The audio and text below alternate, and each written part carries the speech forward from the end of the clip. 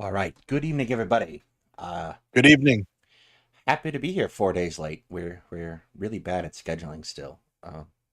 It's okay though. We're We getting had a little bit better though. we had a whole meeting last night in which we set up a schedule, which we will promptly abandon later in the month.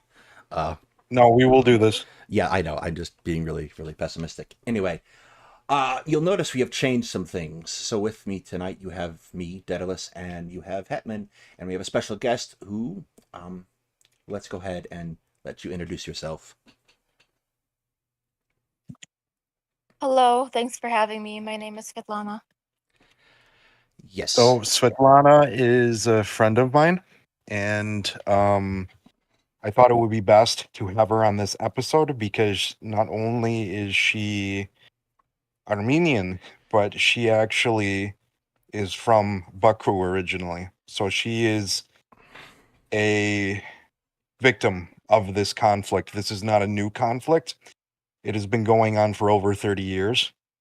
And I figure, you know, being, like seeing I was going to be with her anyway, best to maybe have her on and give her unique perspective.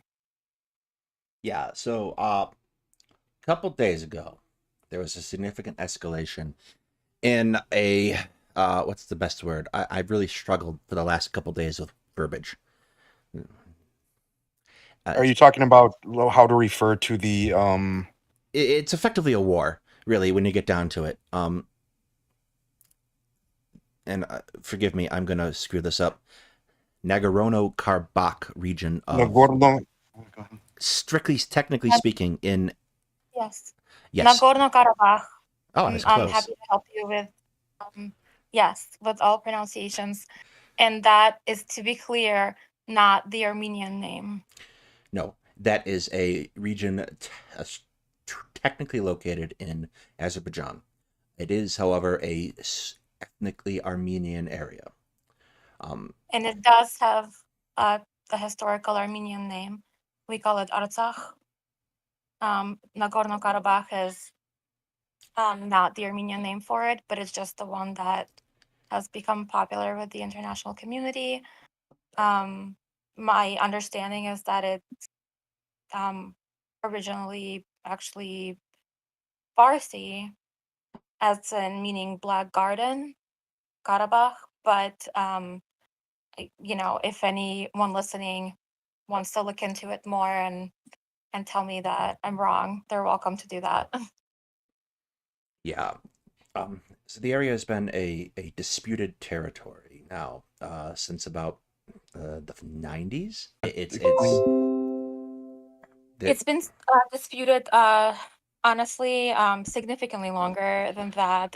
It's just that it's been kind of on and off, um, with longer spans of peace than we've seen in the past few years. Um, but it originally, it honestly is a side effect of both Armenians and Azeris, at least in the Caucasus, being a part of the Russian Empire and Soviet Union, where borders were redrawn um, by the central government with obviously no regard for the local populations, for all sorts of strategic reasons, including the fact that it would be much easier to take over. This conflict has personally impacted me, which is understandably why I was invited to speak. I also happen to have um, a master's degree in the social sciences, and both my master's thesis and my undergraduate thesis are actually um, in the social sciences and very related to Armenia, with the second, my master's thesis, being specifically um, about this conflict and others in the Caucasus. So I'm happy to speak from that perspective as well. But I think what you um, what you thought was more valuable was the personal experience, and I'm happy to answer any questions about that. yes. So chat, feel free to ask questions, and we can relay those as available. Hi, Palm Dad. Hi, Bluestone. Yes, hi everybody, and the two silent people. Hi, two silent people. Um, So, yeah. So to kind of uh, put some things in perspective, at least for the last couple of days, uh, the region was invaded by Azerbaijani forces, and two things happened. Two things of significance happened, at least as far as I can tell. The first is they are well, they're basically killing people in mass. Uh, the local ethnic Armenian population is being killed, and this is obviously a bad thing. A ceasefire was arranged. The ceasefire was arranged by Russia, who has a military presence in the region, supposedly as peacekeepers. However, the Azerbaijanis blew up their ammunition stock, effectively neutering their ability to keep any kind of peace. Not that you can be really terribly happy about Russian troops there in the first place. And then where we were at, the last thing I was able to see this morning when I was scrolling through various sources is that it looks like there is effectively people roaming through the countryside, killing people. Um, it's not good. It's a crisis. It's already it's on genocide watch. yes. It's a very uh it's got all the makings of a potential genocide. We just looked up, Sveta and I, just before we started this. Apparently, people are now starting to flee, so they've made a corridor for people to leave. What is happening is ethnic cleansing, and the Armenian government has said that they will incorporate the Armenians as citizens of this region, but they have no intention of doing that. Yeah, yeah. The Azeri government. Sveta, can you explain a little bit about the ethnic cleansing which occurred, in it was 88, right? To um, Um, yeah, so 1988 and 89. 89 is actually the year that my family left. This spanned months, causing it to be a part of both years. This was not like, a a few days or a week long event that we're talking about here. And we actually, when if you were to ask someone of my mom's generation who really lived it as a 30 something at the time, um, they they will either refer to it as sabitia, like the events, um, or they will refer to it as Sumgait, and that is because that is a town that's now known for the pogroms, like where this started. So in 88 and 89, when ultimately all of the Armenians had to leave Azerbaijan, um, with a lot of us living in Baku.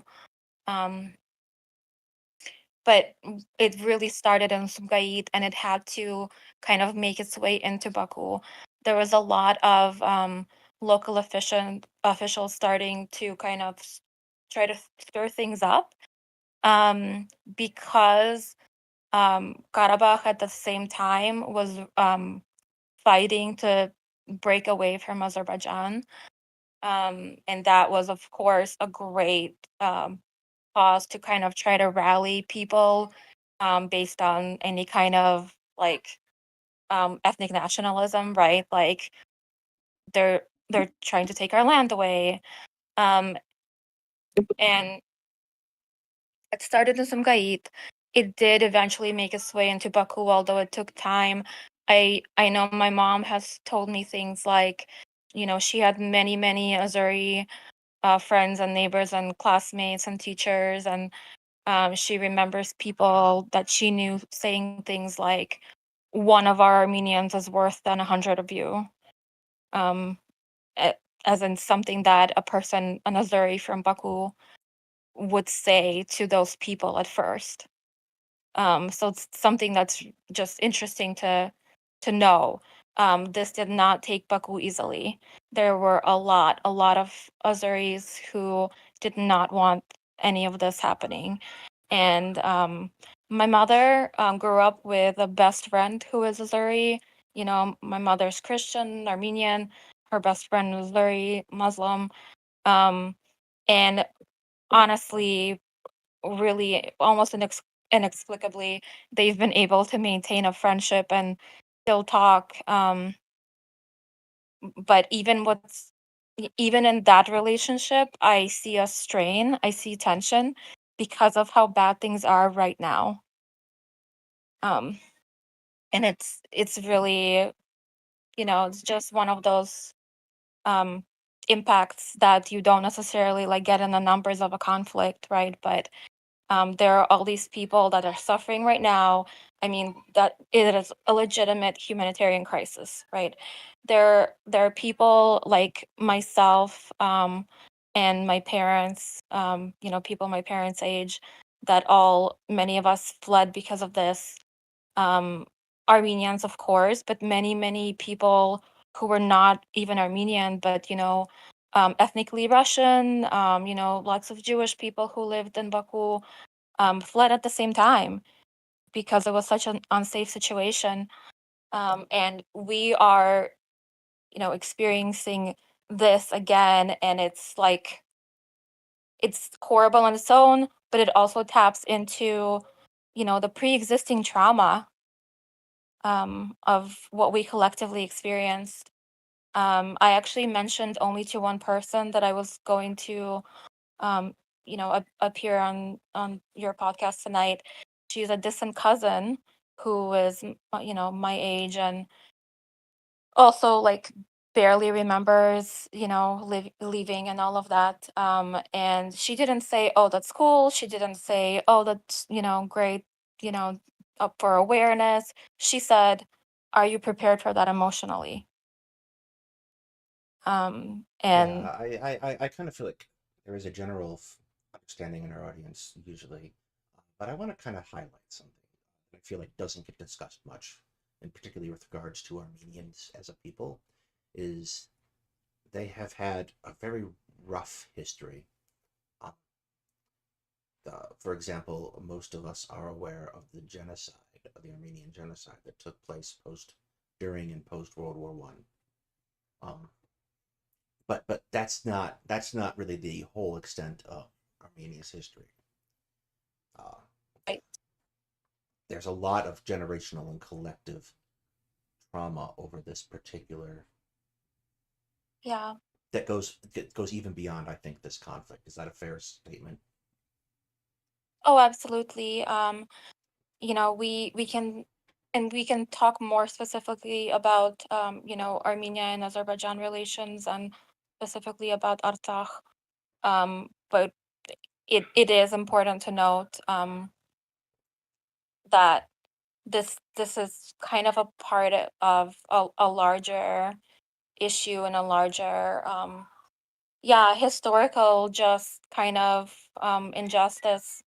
And in some ways, I mean, like most things, really an accident of history, right?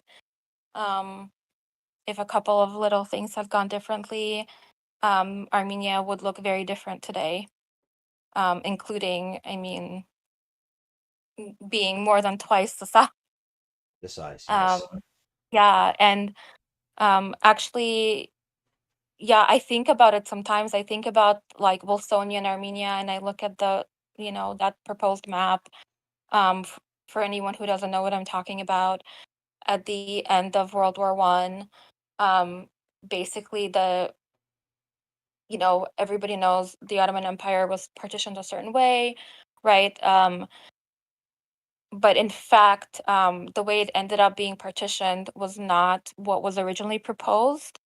And the reason that the Armenian territory is called Wilsonian Armenia is because um, um, Woodrow Wilson at the time had proposed it and was a big supporter of it. And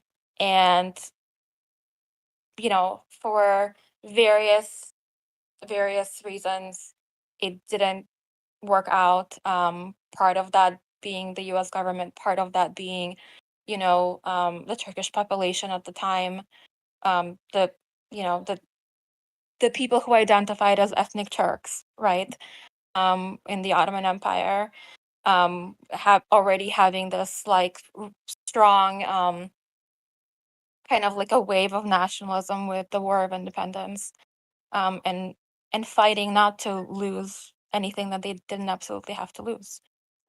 Um, It's, I mhm, think much more effective on the ground than mhm. Woodrow Wilson was ever an effective diplomat. Unfortunately, yes.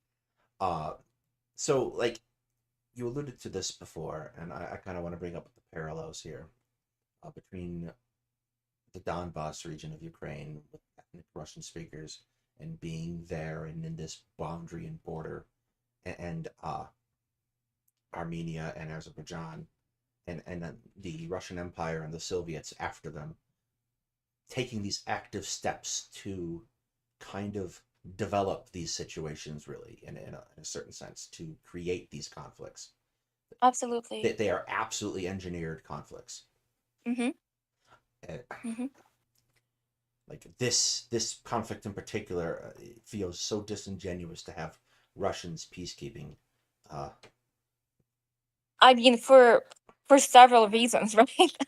like they are the instigators, really, when you get down to it, nationally, of the Yes. conflict, and like They are also in a peace agreement with Armenia, right? Like yes, the Russian version of NATO that they tried to create, which obviously hasn't worked. Um, they're signed on to that, and just one of many reasons that this is kind of absurd. yeah, and and worse, they didn't even do a very good job keeping the peace. Oh, of course not. I mean, they also don't care. Yeah, um, like a big time, don't care. They And got I do want to say, I mean, I've lived in the States since I was 11. So I did not obviously leave Baku at 11. I was much younger. There was a point in my life where I lived in Russia itself. We moved from Baku to Russia with refugee status, to wherever we were able to go. And actually, a lot of my family um, was separated because some people went to Moscow in the Moscow area. Some people went to Armenia. For me, it happened to be particularly difficult because my parents um, were newly divorced and not really speaking. And my mother and her family ended up mostly in the Moscow area. Well, specifically for my mother and me, we were in a place in actually um, closer to Tver, but not far at all from Moscow anyway. Um, but my father and his family at the time fled to Armenia. And, in my case, it was particularly rough because of the divorce that I I basically lost touch with my father for many, many years because of that. Um, but also, not even if you're considering a situation like this with divorce, but many people were not able to move to the same place, right? Many kind of extended families were split up. And I'm actually one of the things that I've been doing lately is, how there's like this craze with doing 23andMe and Ancestry.com. And um, yes. I've, I have a whole rant to go with that whenever someone tries to yeah. pretend they're being a Um, historian when they're doing that, but that's beside the point. So I have done a couple of those things for fun. Really, really had fun with it. But something that's really cool is I have found so many, third and fourth and fifth cousins who are consistently Armenian from Baku. Um, and we've honestly, what I feel is not even that we've we were happy to connect because we're Armenian and because we're cousins, but because we're specifically from Baku. There's really there's a love and a pride that hasn't died, even though it's not the same place anymore. That, you know, when you speak to someone who really experienced it, someone like, you know, my parents, my mom will, if you just tell her you're from Baku, she doesn't care anything else about you. She's just happy to talk to you. She has so many, um, you know, fond memories and attachments. It's such a part of her identity as an Armenian to this day. And I want to be clear, this wasn't like, you know, a few, you know, dozens of people. Armenians had been living in Baku for you know, 2, 3 generations, sometimes more. My parents grew up in Baku, um, and it was perfectly fine. They happened to live in the center of the city that was more kind of you know, metropolitan and cosmopolitan and multicultural. There was a place, an area in Baku called Armenikend, which basically means Armenian village. So really, we're talking about a really big chunk of the population at the time, of the makeup, you know, the cultural makeup, the intellectual makeup, the social of what Baku was, that disappeared with the Armenians and the other non-Azeris who left because of this. Um, but I want to you know, pause now and see if there's anything else you wanted to talk about or that I can answer. Uh, anyone who has questions, I have to let this dog wander out and go chase the cats for a minute. I'll be right back. Uh, I'm going to ask actually a question to you, Svetlana. So, what percentage of the population of the Azersky SSSR was Armenian, and how big of a loss do you think, like in terms, you mentioned, of course, the impact, but in terms of demographic loss, how big was it for a place like Baku? Um, I'm actually not sure as far as a number. I don't feel confident enough in a number to give you. Um, I I would be surprised if Armenians were not the the largest um the largest ethnic minority. Um, Although, of course, like I said, there were ethnic Russians and um a good amount of Jewish people.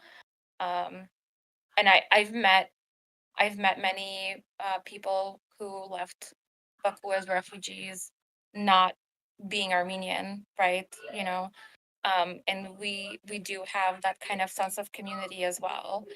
Um, but I can't speak to the exact numbers. They obviously were happy to, you know, the people who moved in, because this is what happened, right?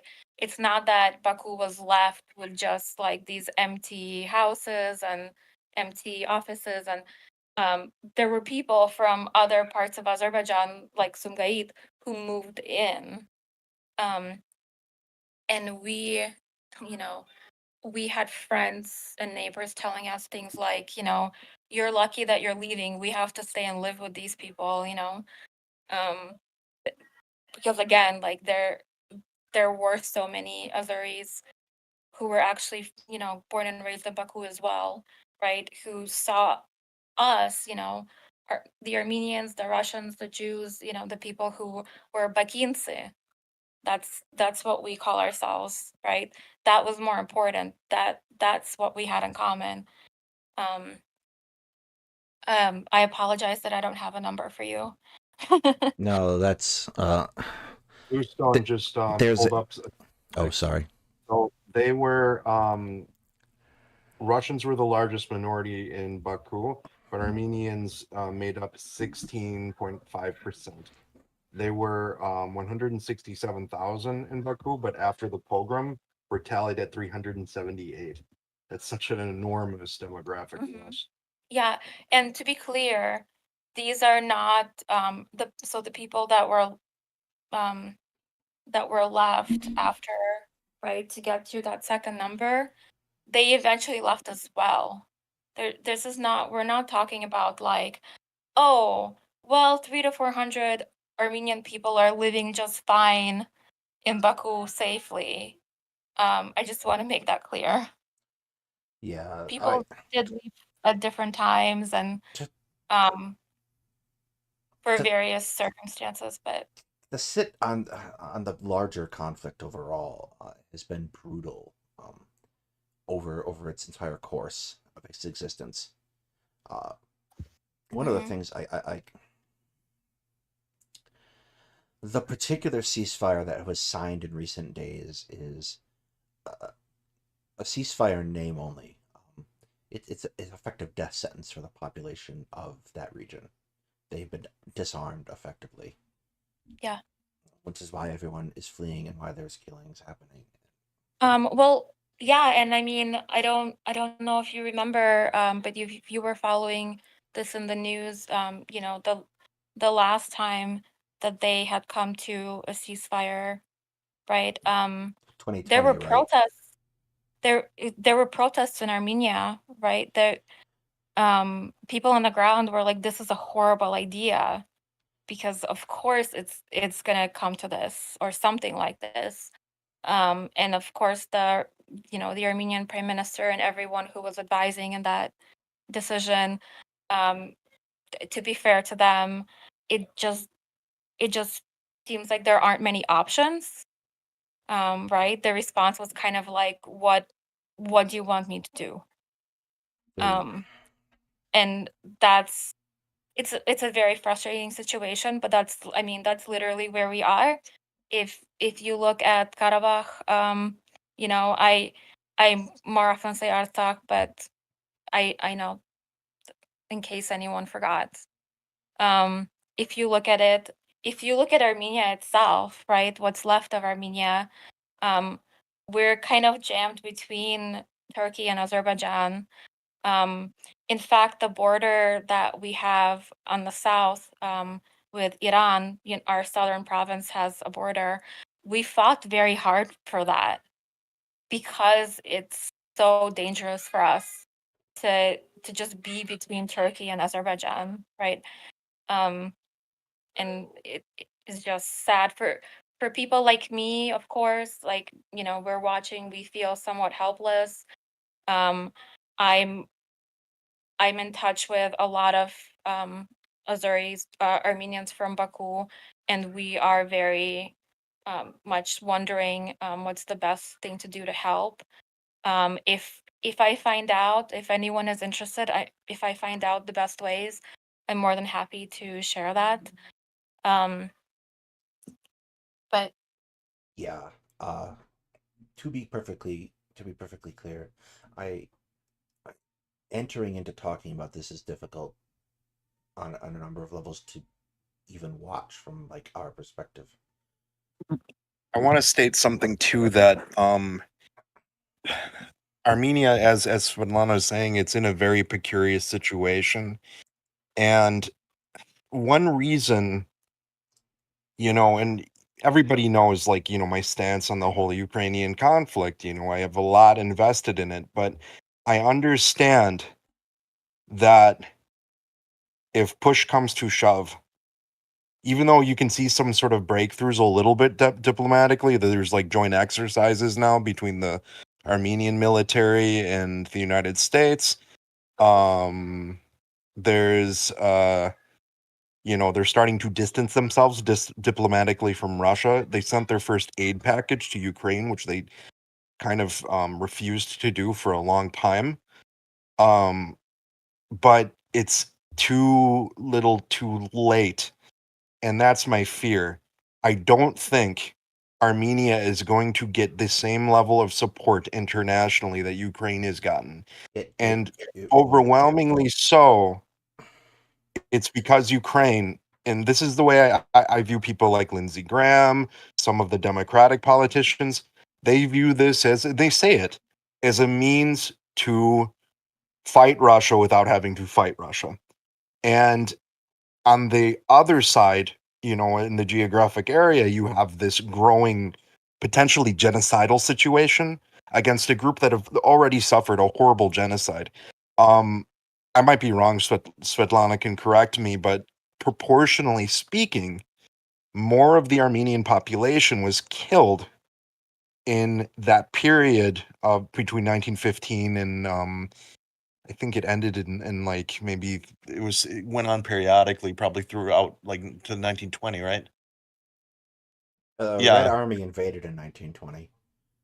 So the yeah, situation didn't improve much, I don't think, really, because again, when Russians are knocking on your door, it's not, like, oh yay no, no, situation. no. But it's still better than facing off against the Turks.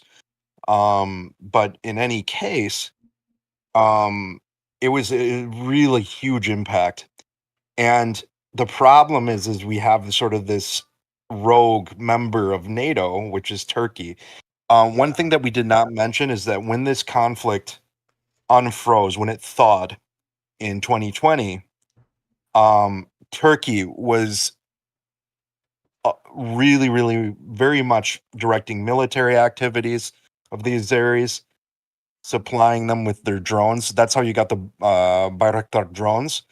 That's how they became famous. And I remember watching on YouTube videos of the drones, just like Armenian Ministry of Defense put it out, of them hitting Armenian troops. Um, the sad part too is, like, I think Svetlana just mentioned it, but there's not a whole lot that Armenia can do for their people there, and that's why they've been loyal to Russia. Um, it's a false hope. Russia maintains diplomatic relations, like fairly good diplomatic relations with both countries. If you look at Azerbaijan's military kit, you can see that, like, the vast majority of their advanced tanks, so they use T90s, for example, or I think, yeah, one of the T90 variants, and those were donated by Russia. Like, I mean, those were supplied by Russia. So a large portion of their kit is coming from Russia. Um, they will be more than happy to throw the population of Artsakh under the bus. yeah. Um, and I'm sure the peacekeepers there, aren't going to want to fight because they're much, much happier being there than they would be in Ukraine right now. Uh, yeah. The problem is there's not going to be military aid packages flying into Armenia. Oh, absolutely not. I was just talking to a friend of mine, who happens to be Turkish, from Turkey. Um, she was telling me that she lives in Canada at the moment, and she was telling me that the news coverage of this conflict was terrible in Canada. I was, I was telling her, not surprisingly, the same here, and we were both just kind of feeling very frustrated about it. Yes. And I want to be clear, I'm talking about a Turkish person who is from Turkey, right? And she does love her country, but she she's not a revisionist. That's all. Um, right? You can be Turkish and love your country and admit that there was a genocide, right? Like, Right. just like um right. And yeah, it is very frustrating that the news coverage is so, I mean, abysmal. And we've joked, I've joked with other people, oh, if only Russia would invade us, uh, maybe we'll get some attention.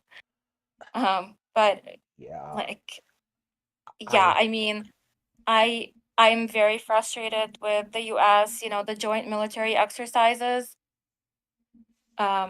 when I heard that was happening, it was like, okay, that can't be bad. But once I thought about it for 2 minutes, it's so obviously, a publicity stunt. It's a place like the US, if they really wanted to help, they would do so much more. They can do so much more. Yes, I apologize. Someone is being silly. No, the problem, like I said, is there's not going to be an aid package incoming, and even if they wanted to, it'd be incredibly difficult to do, because Turkey is kind of the friend that is only allowed to be in the friend group because they have the car in high school. Um, in this Yeah, case, very, very good. Good, very apt way of saying it. in this case, the car is the Bosphorus Strait, and the ability to keep the Russian Black Sea fleet in the Black Sea, and to keep it, well, currently shrinking every day, actually, but that's beside the point. Um, Turkey is kind of a problem, and if there's going to be an internal NATO problem, it's probably Turkey and Greece, to be perfectly frank. Uh, And they it's almost bound to happen. You have a revisionist power in Turkey. Yes. And it's kind of funny. I've heard people, I'm thinking back to my professor, Hiroaki Kuromiya, when he was stating that there are only two revisionist powers existing right now, Russia and the PRC.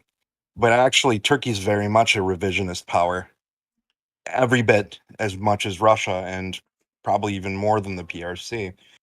Because they're looking at all different territories and ethnic groups, and you know, look what they did, for example, in their operation in Afrin, for example. There were reports of horrible atrocities wherever they go. It's about time to ghost that friend, I think. That's my view. I It's understand. not going to happen, Yeah, it's a but lot more complicated than that. Um, yeah, but the thing that really worries me is that we're seeing a repeat of history, or at least something very close to that. And you know, even if this just ends up being a giant ethnic cleansing, you're talking about one of the worst crimes so far of the 21st century. Um, and I guarantee you, if people try to stay and resist, you're gonna hear, and please forgive me, Ukrainian viewers, you're gonna hear a lot. It's gonna be a lot worse even than what we've seen in Bucha, what we've seen in different places, because it's happened before. What amazes me is, the Nagorno-Karabakh conflict did not receive the same level of international attention during the early 90s as the Yugoslav wars, and it's every bit as bad. The same thing with Georgia's separatist conflicts. There were huge ethnic cleansings against the Georgian populations in Ossetia and Abkhazia. And you read about it and you're like, this is like Bosnia. This is exactly like the same thing, but it's just interesting how one, region is covered and then the another one isn't. Um, I'm gonna say a thing, and you might disagree with me. First of all, Bosnia gets covered because it's in Europe. Africa is Yeah. Even Africa. I think it gets more attention than, you're fine, Bubba. It gets more attention than Central Asia. for sure, for sure. Um, it does. But I mean, there people should know about this. And the United States has a fairly large Armenian community. It sure as hell doesn't have a large Azeri community, but it has a. I mean, look at California. California, I joke with Sveta all the time that California could be a oblast within Armenia because there's so many there. If only. If only. We'll take it gladly. I'm Yeah. kidding. No, I I'm just seeing. I have the experience of walking down the street in Glendale, California, and having someone just speak Armenian to me with Yeah, I without just asking me for my background. I'm just um, picturing Mexicans looking at an independent Armenian state developing in California and getting very grouchy. yeah, that's why I said I'm kidding. Um, yeah, I am happy to, if you ever want to talk more about, the larger conflict and what it means for Armenia. I really, as a part of my experience with ancestry stuff, um, I actually got some surprises, and it's just a different conversation, or a conversation maybe for us offline, just because it's interesting. But I'm also happy to talk about that more, and I really appreciate you kind of putting in that context, because I know, as educated as I think the listeners are, this is, again, like, this is not something that's very well covered or very well taught in school here. So really important to fill in those gaps. Yes, like the larger conflict for the moment is definitely something I want to revisit in particular. Not necessarily today, because I'm going to be perfectly frank. When we did our genocide episodes, and I'm going to absolutely admit it, I am not very well versed on the Armenian genocide. It is a topic that I need to read up on a lot more. And that is a whole, like, a lot of the events that we covered in those 3-part episodes, they could be their own thing. And that, understanding the Armenian genocide, I think, is crucial to understanding the conflict between Azerbaijan and Armenia. They're very much linked. And Sveta, can you mention just a little bit about the anxieties and fears of Armenians right now? That there is a legitimate fear that they want to erase Armenia off the map, that both Turkey and Azerbaijan want to create a geographic link between the two countries. Yeah, I definitely, unfortunately, agree that that's um, at least a possibility, if not a probability. I'm very much in touch with my family in Armenia, and I can tell you that um, there's anxiety there, purely just for their safety, in addition to, of course, the frustration over the people who are suffering in Artsakh right now. Do have a cousin who was living in a village closer to the Azeri border, and her family has been displaced by one of the bombings that has taken place in. I'm trying to remember exactly when it was, but I'm talking about something quite recent. Um, and have to go stay with distant family elsewhere. And yeah, if it's not clear, this is not only about Artsakh right now.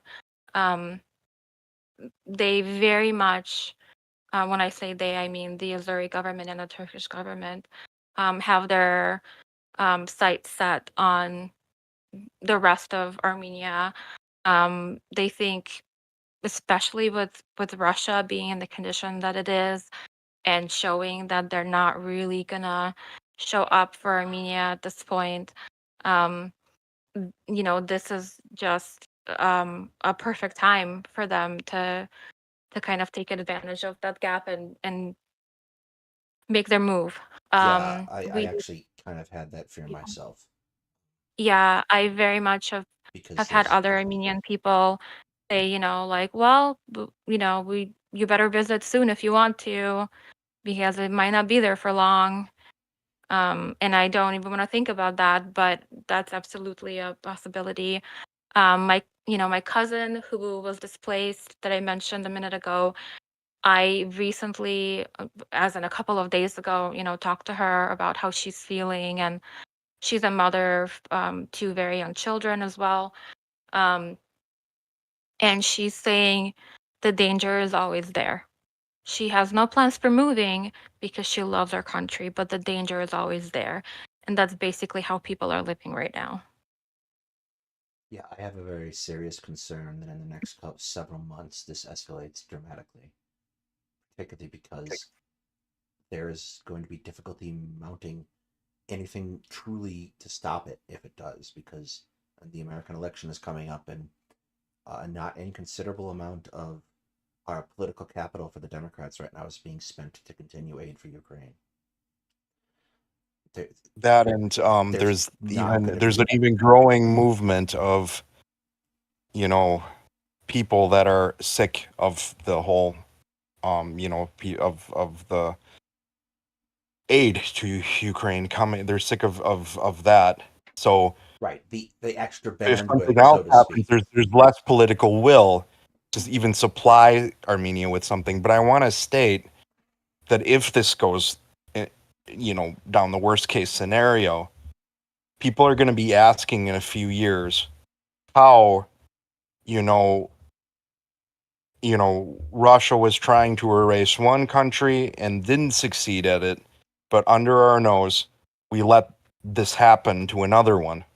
I mean, at the very least, we can be sending them some, anti-tank missiles. Armenia is very defensible in terms of its, Geography, yes. geography. Um, it's not an easy place to take, and I know that they have a lot of fighting spirit. They're not just going to let that happen, but they're against two forces that vastly outnumber them, that have a much, much greater, economic power, and also they have larger militaries, more experienced militaries. Um, and it's different than Ukraine, because Ukraine had been fighting for a long time. Ukraine's a much bigger area, and quite truthfully, going into this war, they didn't use that advantage very well. So, Ukraine had more parity with them. You really can't. I mean, me and Daedalus have talked about it all the time. You cannot attribute Ukraine's victories in the very first part of this war to American kit that was supplied to them, and Actually, even fully American intelligence. you can't physically attribute it at all because it was largely ex-Soviet kit they were using. Yeah, Um, and they were able to defend themselves with the ex-Soviet kit. yeah. So, However, you cannot necessarily attribute that to there was a serious problem for, you need to go lay down, Avery. Sorry. There was a serious problem about Russian competency too. Um, that's also again beside the point. One of the things I want to stress. One of the things I want to stress about this, the problem. absolutely, Bluestone. By the way, there is I really, you've really been putting in some great comments. There really Sorry, is I'm a significant issue with Turkey and the United States that developed during Donald Trump's presidency. The abandonment of the Kurdish people by Donald Trump is, I think, it going to set a be. huge precedent. I think it's going to be the precedent that gets cited and what ends up really screwing Armenians. Like 100%. It's like this gnawing knife feeling for me the last couple of days, and I've been looking into this. I'm like, oh god, oh god. Again. Again, And and the there's thing a about separate problem that I had this entire time, but that's somewhat political. Then that has to do with the Young Turks network in general, valorizing the concept of the Young Turks in American discourse. That I completely agree. I actually, when I found out about, when I first saw the Young Turks, I I was a little bit confused. everyone, I was really confused when it first came up. A couple, like, the Young Turks has been around for a while, to be perfectly frank. But when it first came up, I'm like, why would you name yourself the Young Turks? Mm-hmm, isn't exactly. the one of the people in that news? She's Armenian, Anna Kasparian. No, yes, she is. Also, she Why has the hell lost would her she do that? goddamn mind. Yeah. Anarchist I is not a founding member. Sam Younger is the effective founder of it, really, when you get yeah into it. And he's Turkish. yeah. But He is very ugly too, just to... I have not seen the Armenian person that you're referring to. I would imagine that they are there for the overall kind of liberal vibe. But I am personally, of course, not a fan of that title. I think it's at the very least insensitive, and if we give them credit, um, and beyond that,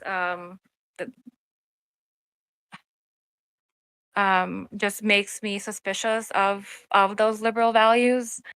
don't worry, that's a conversation that we've all been loudly having the last couple months. Okay, yeah. Those liberal values have translated into him, St. Unger, putting out a piece saying Joe Biden's going to lose, so he should drop out. Oh, that's So great. he's clearly a staunch liberal. Yeah, yeah. But Yeah, he well, did deny the genocide of it for some time. um, But to be perfectly fair to him and that particular timeline, so did we. So the well, yeah. I United mean, States, to be I perfectly I fair. do live in a country that technically doesn't recognize the genocide of my people. Yeah, so that's cool. But the federal government has not, which makes me feel a little better about living here. But yeah, it would be obviously a wonderful step, right, for a country to take, but we're not going to do that, at least not anytime soon. Not while we have to deal with Turkey and they're having their goddamn car. That's what I was just gonna say. I mean, like, I can almost like picture it. Like you're at a school, and you have the United States is kind of your friend. You're picked on a lot, but then he's just like looking back at you, where he's like, well, he's got the car and has to go. Like everybody's had like a moment like that where they felt betrayed. Uh, Um, Actually, I think someone has to check to correct me if I'm wrong. I think Congress passed a resolution to recognize the Armenian genocide. They just were really quiet about it. I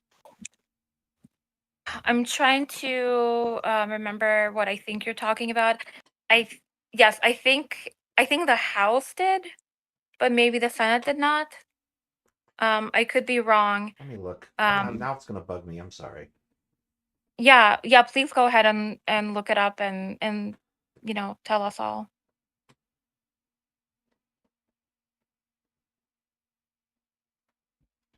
Am I quiet, Houston? Yeah. Okay. Why is this? Oh, that's ominous. When I tried to look it up, my phone went black. That's not good. Let's go over here. we might want to have to call this. We got a few seconds, a few minutes. Give me a hot second for this. Yeah.